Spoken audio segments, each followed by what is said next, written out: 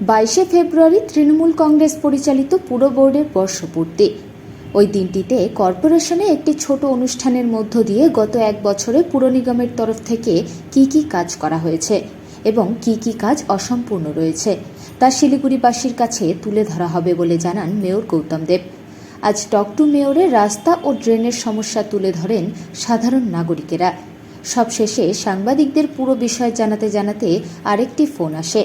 সেই ফোনও গ্রহণ করে তার সমস্যা সমাধানের রাস্তা জানান গৌতম বাবু। 22 তারিখে আমরা শপথ নিয়েছিলাম। তো 22 তারিখ এখানে আমরা এই ক্যাম্পাসে একটা ছোট্ট ডায়াস করে আমরা সেদিন একটা ছোট প্রোগ্রাম করব। সেই প্রোগ্রাম করে আমরা আমাদের রিপোর্ট কার্ড, আমরা বলেছিলাম যে আমাদের রিপোর্ট কার্ড আমরা মানুষের সামনে রাখবো। 1 বছরের রিপোর্ট কার্ড আমরা মানুষের কাছে দেব, সেটা আমরা তৈরি করছি। কর্পোরেশন ভেতরে ছোট করে একটা অনুষ্ঠান করে আমরা সেদিন আমাদের রিপোর্ট কার্ড নিয়ে মানুষের কাছে যাব।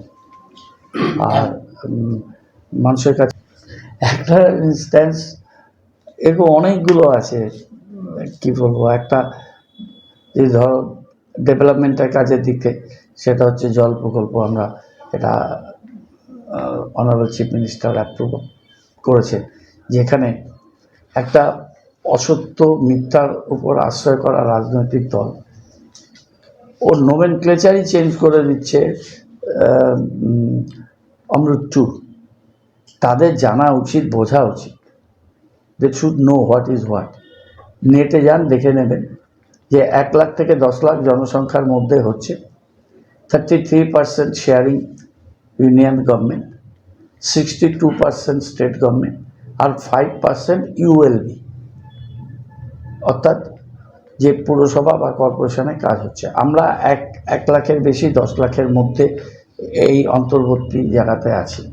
সুতরাং আমাদের 511 কোটি টাকার মধ্যে স্টেট গভর্নমেন্ট দেবে 62 কোটি, 62%, 5% ইউএলবি দেবে আর 33% হচ্ছে কেন্দ্রীয় সরকার। এটা ডিটেল ডিপিআর আমি 2বার করে তৈরি করেছি এবং তার জন্যে পেয়েছি মিনিস্টার, পেয়েছি প্রিন্সিপাল সেক্রেটারি, ইউডিএমের মন্ত্রী, জলের বিষয় যিনি দেখেন বদ্রী নারায়ণ কর, তাদের সবার সাথে মিটিং করে চন্দ্রিমা ভট্টাচার্য থেকে